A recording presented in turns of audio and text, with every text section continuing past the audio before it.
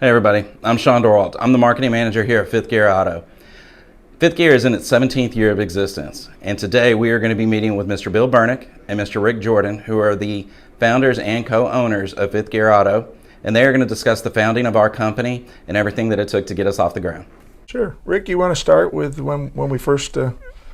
Well, I guess we have to go all the way back to our daughters were 7 and 8 years old playing soccer. Yeah. Is how we actually met. And they played soccer together all the way through their high school. And we hung out on the soccer field side of the soccer field talking cars and boats and everything else. Fixed the world, I think. Okay. So that's how we met and became friends over the years.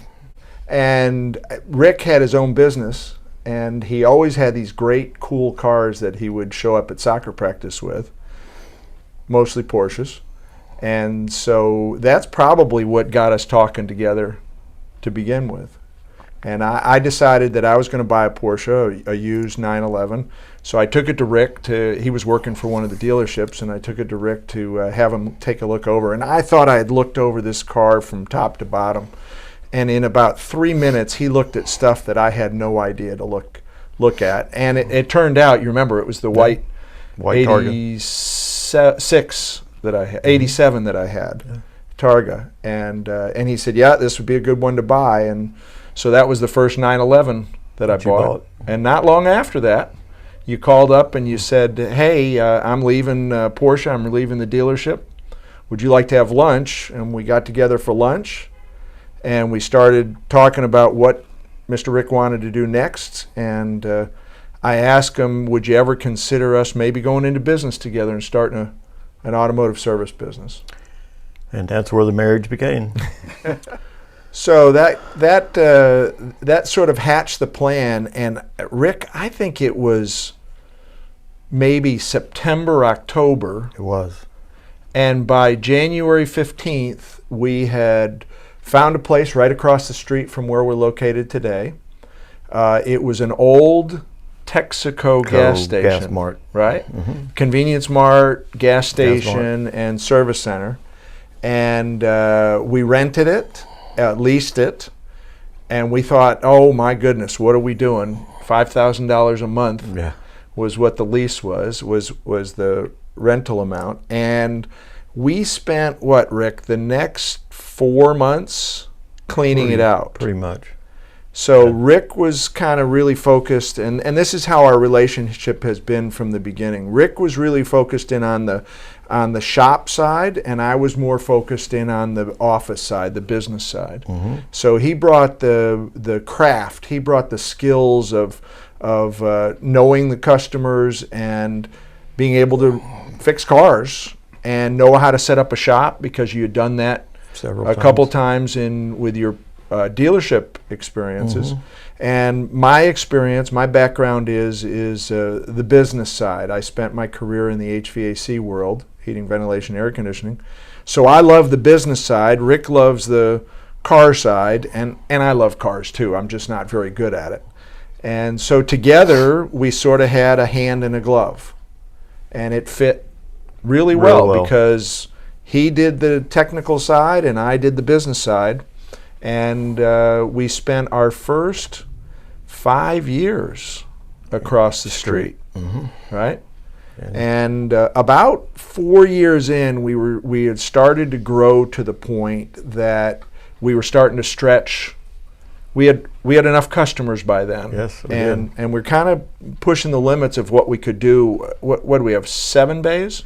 Yes. Yeah, 6 bays plus an alignment rack, right? Mm-hmm. And so we looked at each other and said, boy, are we going to stay married? And are we going to go to the next level? That we wanted to be bigger than what we were, and the facility we had was not going to support that. So Bill looked around, and we've located this piece of property and right across the street. Right across the street.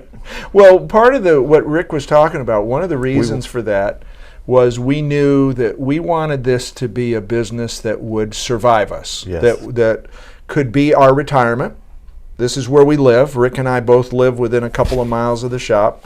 This is home. These are the restaurants we go to. These are the people we live with that are our customers.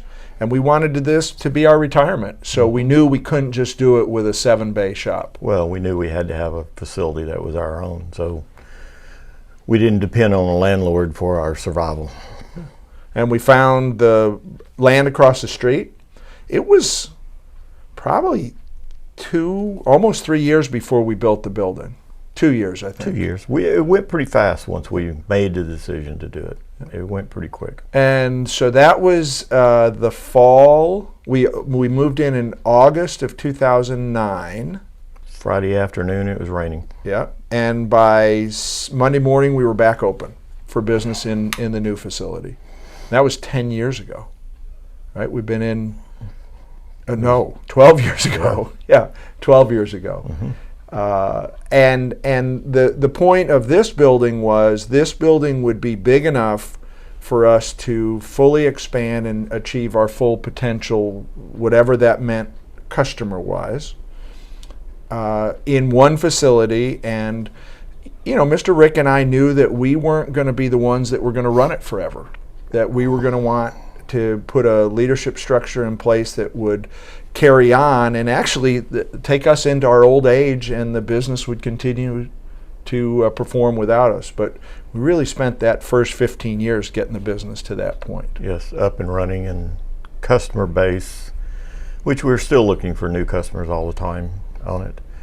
So one kind of neat thing, I don't know that Rick gives as much credit to himself as he could, is that we started with like 30 handful of my customers. Right? Customers. Long-time customers. Long-time, really loyal customers. And most of them were air-cooled Porsches, right? And that's what we started with. And I don't know the number today, Sean, that we have. I want to say it's in the 6,000 to 7,000 range of active customers, people who have done business with us in the last couple of years. Maybe it's more than that.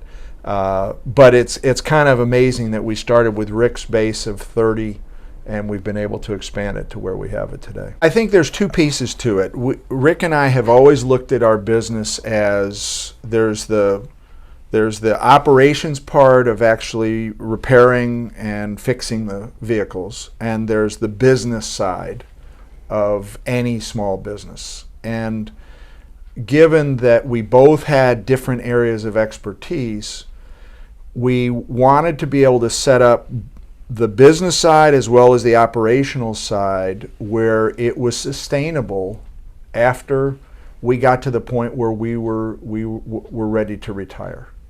And so we knew we needed to be a certain size, hence the size of the building, the number of bays. We have 12 bays, 7 technicians, and that's the size we wanted to be. Well, to be able to manage that number of folks, now you have 3 or 4 service advisors, you've got some marketing folks, you've got we've got porters, we've got customer service folks. When you put all that together, you have to have a structure with which to lead those folks. We have a belief that everybody deserves a good boss. Everybody deserves a good leader.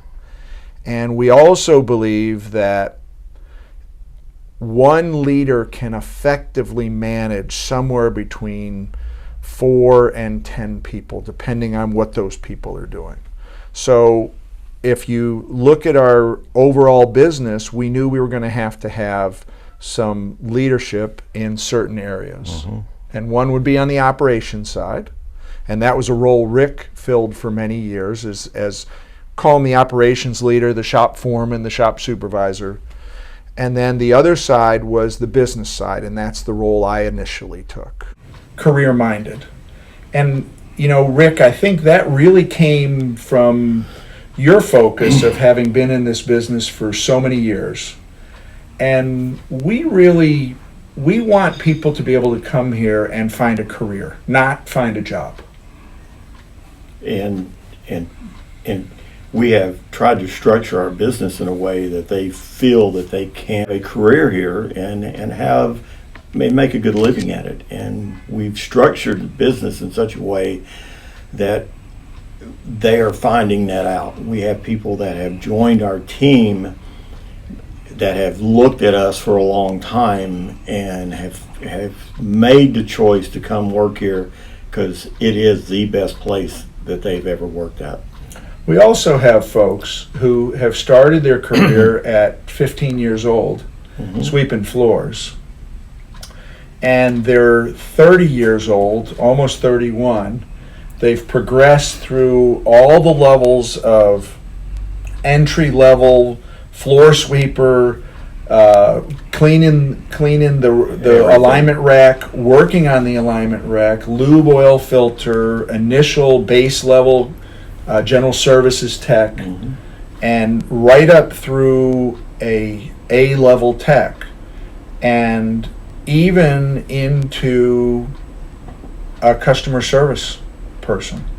And after they spent a few years in customer service, they said, you know what, I like both, but I really prefer working on the vehicles. And this particular individual moved back to being one of our most important key techs, who probably he's probably learned more, Rick, from you than maybe anybody in the building, especially on the old air-cooled stuff. Because he's taken an interest in that. So. Well, he loves that stuff. But it's kind of fun to be able to see a young man who has done so well over the last 15 years. And our goal is this. We know we're not for everyone. We would hope that anyone we attract could find a career here.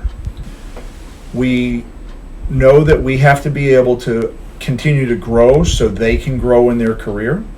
But we also understand if they outgrow us and we can't keep challenging them, we're going to do nothing but wish them well as they continue forward. And we're going to take a little pride in watching their success. Now, so far, we haven't lost anyone because we haven't been able to stay and give them more challenges. But that's our goal, is we'd love for people to be able to find a long-term home and therefore their career here at Fifth Gear.